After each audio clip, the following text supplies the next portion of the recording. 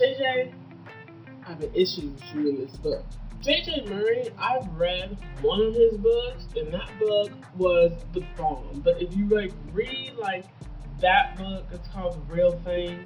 I blogged about it. It's on my video blog. Just scroll down. It's right there.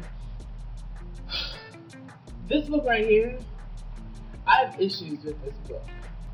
This book is called She's the One. It's by JJ Murray, and it's about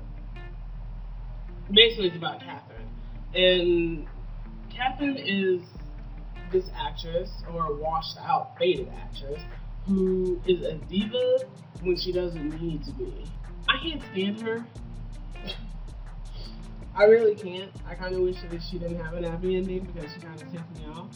But she ends up getting the script, and the script is by her old filmmaking production called Luciento. I'm something pictures. She ends up getting set up. It's basically like watching an actress get punked, and they set her up so that they're to make a movie, but she's in the movie and doesn't know she's in the movie. I don't know if I really like this book. Because, JJ, he took, an actress, he made it, the only great thing about it was that the actress, Catherine was set up in a movie within a movie, but she didn't know that she was making a movie.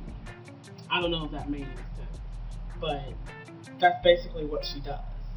She ends up, they give her a script, but it's not really a script. They say she can write her own script. They take her all the way out in the woods in the freaking snow. This is a black woman, by the way. And they end up, filming her with these little cameras that are set up around the forest. And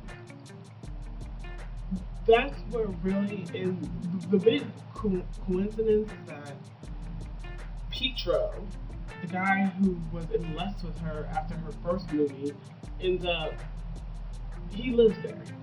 And Pietro is this guy who,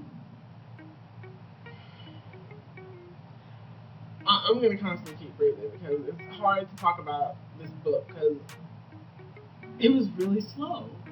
The beginning of the book, you're thinking stuff is going to start to pop off because in his last book that I read, stuff starts to pop off. But this book, it was really slow, and it took me a while to read because it took me a while to get into it and be okay, this is what happened. This is what's happening, But it's basically about Catherine coming out of her shell and falling in love with this guy named Pietro.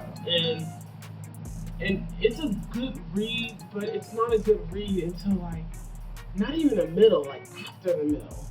In between that, after the middle and the end. I really could not stand this book. It was a good read. It was an alright read, but it wasn't a fantastic read. I wanted it to be more. And it wasn't. I love love stories, but this love story I couldn't stand because it took too long to develop. And I thought that it at least could have been better if I don't even say he could have took stuff out. I'm saying that he could have pushed it back a little bit so that people would stay interested. I almost turned this book in, but I really wanted to know what happened between Pietro and Catherine. So I give this book a 2-star read because, one, I love JJ Murray's books.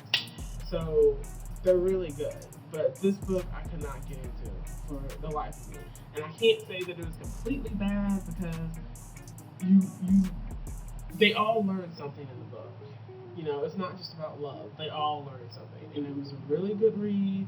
And I feel if you want to read this book, let this be the last book that you read. If you're a JJ Murray fan, let this be the last book that you read. Read his other books. I've only read one of his books, but I'm beginning to think that his other books are going to be good. But read those books. Don't read this book yet. Let this be the last book that you read. Because if you think that I'm wrong, give me some feedback. Let me know what you think. If you think that I'm right,